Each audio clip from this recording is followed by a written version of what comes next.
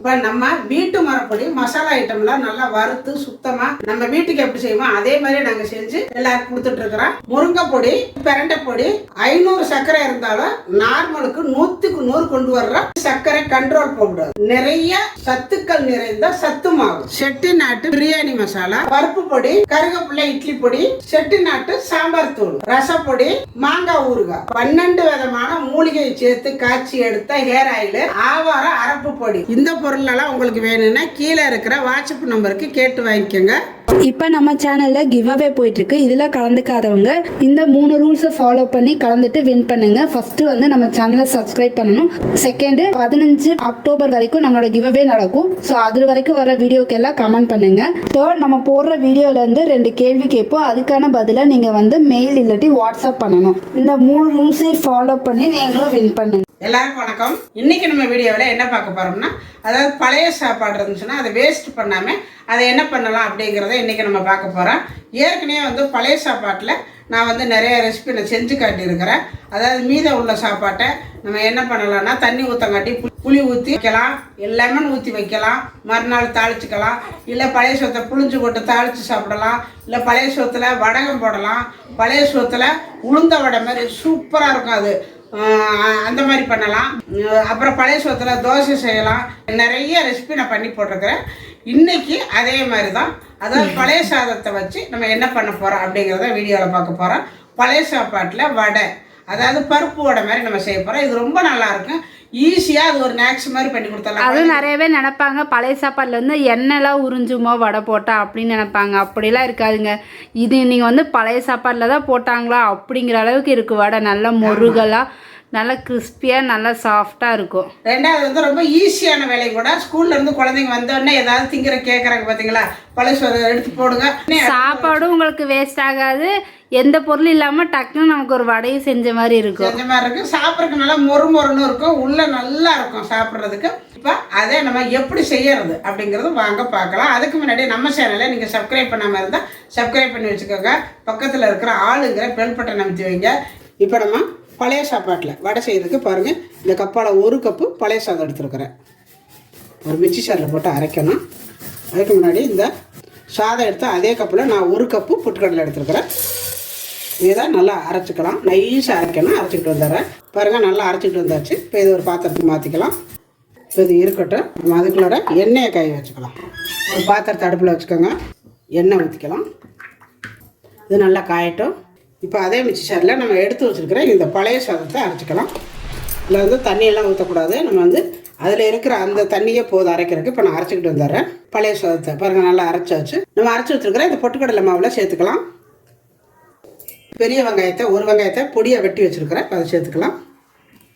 ஒரு 2 பச்சை மிளகாய் கட் பண்ணி வச்சுருக்கிறேன், அதையும் சேர்த்துக்கலாம் காரத்துக்கு. கொஞ்சம் போல் கொத்தமல்லி தழை, நிலக்கடலையை அதாவது தோலெல்லாம் எடுத்துட்டு 1-2 நுணுக்கி வச்சுருக்கிறேன், இதையும் சேர்த்துக்கலாம். ஒரே ஒரு கேரட்டு நல்லா சிறையை வச்சுருக்கிறேன், இப்போ அதையும் சேர்த்துக்கலாம். கொஞ்சமாக சோம்பு, 1 ஸ்பூனு சோம்பு சேர்த்துக்கலாம். தேவையான அளவு சால்ட்டு சேர்த்துக்கலாம். இதில் கொஞ்சமாக பெருங்காயம். இது எல்லாத்தையும் சேர்த்து நல்லா பிசைஞ்சுக்கலாம். தண்ணியெல்லாம் விடாதீங்க. நம்ம சாதம் அரைக்கும் பொழுது அதுலேயும் தண்ணி விடக்கூடாது. இப்போ பிசையிலையும் தண்ணி விடாதீங்க. நல்லா பிணைஞ்சு பார்த்துக்கிட்டு பத்தலைன்னா கொஞ்சமாக தண்ணி விட்டுக்கலாம். பாருங்கள், எனக்கு கரெக்டாக இருக்குது. நல்லா இந்த மாதிரி பிசைஞ்சுக்கணும். இதில் வந்து நான் கருவேப்பிலை போடாமல் விட்டுட்டேன். நான் இப்போ போட்டிருக்கிறேன். நீங்கள் கருவேப்பிலை கொஞ்சம் சேர்த்துக்கோங்க. தண்ணியாக போயிடுச்சுன்னா கொஞ்சம் கூட பொட்டுக்கடலை மாவு அரைச்சி போட்டுக்கோங்க. அப்படி இல்லைன்னா அரிசி மாவு இருந்தால் கூட கொஞ்சம் தூவிக்கலாம். கெட்டியாக இருக்குது அப்படின்னு சொன்னால் கொஞ்சம் கூட தண்ணி விட்டுக்கலாம் லைட்டாக. இப்போ இது ரெடி ஆயிடுச்சு. இப்போ எண்ணெய் காஞ்சிட்டு இருக்குது. இப்போ இதை போட்டு எடுத்துக்கலாம். இப்போ இதை எடுத்து உங்களுக்கு தேவையான அளவு, எந்த அளவு உருண்டை தேவையோ அந்த அளவு எடுத்து நல்லா இந்த மாதிரி உருட்டிக்கோங்க. உருட்டிட்டு இந்த மாதிரி உள்ளங்கையில் வச்சுக்கோங்க. வச்சுட்டு லைட்டாக இப்படி ஒரு அமுத்துங்க, ரொம்ப அமுத்திடாதீங்க. கையில் கொஞ்சம் எண்ணெய் தடவிக்கோங்க. அப்போ தான் எடுக்கிறதுக்கு ஈஸியாக இருக்கும், நம்ம தட்டுறதுக்கு ஈஸியாக இருக்கும். இங்கே பார்த்திங்கன்னா எண்ணெய் காஞ்சிட்டு இருக்குது. இப்போ நம்ம இதை வந்து ஒன்றா தட்டி போட்டுக்கலாம்.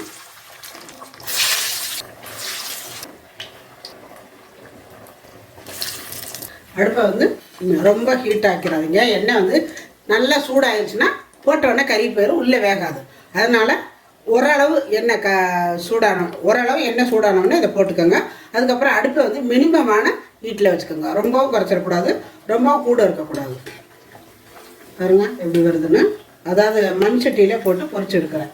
முதல்லலாம் வடைச்சட்டியெல்லாம் இல்லை. நான் சின்ன பிள்ளையா இருக்கலாம் எல்லாத்துக்குமே பணியாரக்கல், இட்லி சட்டி, வடைச்சட்டி எல்லாமே இந்த மாதிரி பாத்திரத்தில் தான் நான் பழங்கியிருக்கிறேன் சின்ன வயசில். எங்கள் வீட்டிலலாம் அலுமினிய பாத்திரமும் இருக்காது, சில்வர் பாத்திரமும் இருக்காது. இந்த மண் சட்டி தான் எல்லாத்துக்குமே இருக்குது எங்கள் வீட்டில். சாப்பிட்றதுக்கு மட்டும்தான் கும்பா, அதாவது அந்த வெங்கல கும்பா இருக்கும். வெங்கல கும்பா இருக்கும். அது வந்து ஆம்பளைங்களுக்கு பெரியவங்களுக்கு தான் அந்த கும்பாவில் போட்டு கொடுப்பேன். அதெல்லாம் நினச்சி பாருங்கள், இப்போல்லாம் எவ்வளோ ஆரோக்கியமான பொருள்னு. அதாவது மண் பாத்திரத்தில் தான் சாப்பிட்றது, கஞ்சியாக இருக்கட்டும், சோறாக இருக்கட்டும். அதே மாதிரி சமைக்கிறதும் இந்த மண் பாத்திரத்தில் தான். எல்லாமே போட்டுட்டு அடுப்பை லைட்டாக குறைச்சி வச்சாலே போதும். இந்த சட்டியில் இருக்கிற சூட்லேயே வந்துக்கிட்டே இருக்கும்.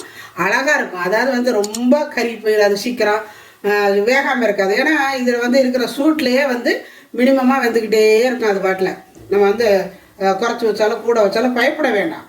இதில் செய்யும் பொழுது பயப்பட வேண்டாம். நம்ம முறுக்கு கூட அதில் சுட்டு எடுக்கலாம். அப்போ மினிமமாக நல்லாயிருக்கும். அந்த சூடு தன்மையோடு அவ்வளோ நல்லாயிருக்கும். நான் ஒரு நாளைக்கு இதில் முறுக்கு செஞ்சு காட்டுறேன் பாருங்கள்.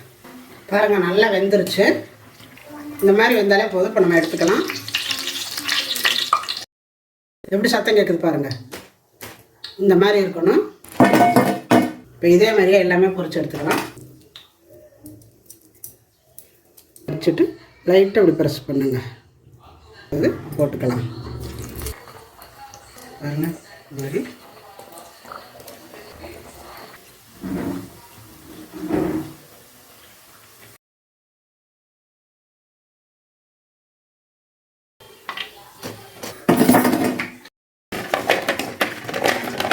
அதாவது மீதமான சாப்பாட்டை வச்சு வடை செம்மையாக வந்திருக்குது, சூப்பராக இருக்குது. செய்யவே எங்கள் பிள்ளையெல்லாம் இப்போ எடுத்து சாப்பிட்டாங்க. என்னம்மா இவ்வளோ மொறுமொறுன்னு ரொம்ப நல்லா இருக்குதுமா அப்படின்னு சொல்லி சாப்பிட்டாங்க.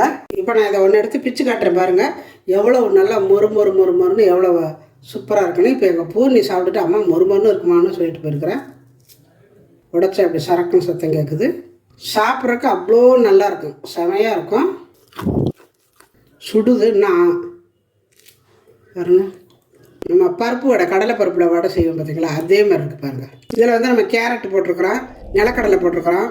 இந்த நிலக்கடலை நம்ம சாப்பிடும் பொழுது நல்லா கடிபடும் பொழுது ரொம்ப நல்லா இருக்குது, அருமையாக இருக்குது. கண்டிப்பாக இது மாதிரி நீங்கள் செஞ்சு பாருங்கள், செம்மையாக இருக்குது. அதனால் கண்டிப்பாக பழைய சோறு இருந்துச்சுன்னா எல்லோரும் கீழே கொட்டாமல் இதே மாதிரி வெரைட்டியாக எது வேணாலும் செய்யலாம். நான் ஏற்கனவே வந்து ஒரு வடை போட்டு கட்டிருக்கிறேன். வெறும் சாதத்தை மட்டும் வச்சு உளுந்த வடை மாதிரி செஞ்சு கட்டிருக்கிறேன். செம்மையாக இருக்கும். அது மாதிரி செய்யுங்க, இது மாதிரி செய்யுங்க. சோத்தை தாளிச்சுக்கலாம், என்ன வேணாலும் பழைய சோத்தை எடுத்துக்கலாம். இன்னும் மெயினாக வந்து பழைய சொத்தை அப்படியே சாப்பிடுங்க, உப்பு போட்டு அள்ளி சாப்பிடுங்க. அதுக்கு மீறினது எந்த ஒரு சாப்பாட்டுலேயும் சத்து இல்லை இந்த பழைய சொத்துல இருக்கிறது. இப்போ கிவேவே டைம். இந்த வீடியோவுக்கான முதல் கேள்வி, இந்த வடைக்கு எத்தனை பொருட்கள் சேர்த்திருக்கிறேன்? இரண்டாவது கேள்வி, ஃபர்ஸ்ட் பொரிச்சு எடுக்கையில் எத்தனை வடை போட்டு பொரிச்சு எடுத்தோம்? இதுக்கான பதிலை கீழே இருக்க மெயில் ஐடிக்கு அனுப்புங்க. அதில் அனுப்ப தெரியாதவங்க அதுக்கு கீழே வாட்ஸ்அப் நம்பர் கொடுத்துருக்கோம், அதுக்கு உங்களோட பதிலை அனுப்புங்க. இதே மாதிரி நீங்களும் செஞ்சு பாருங்க. செஞ்சு பார்த்துட்டு எப்படி வந்துச்சு அப்படிங்கிறத எனக்கு கமெண்ட்ல சொல்லுங்க. இந்த வீடியோ பிடிச்சிருந்தா லைக் பண்ணுங்க, ஷேர் பண்ணுங்க, செட்நாட் சமையலுக்கு சப்ஸ்கிரைப் பண்ணுங்க. நன்றி. வாழ்க வளமுடன்.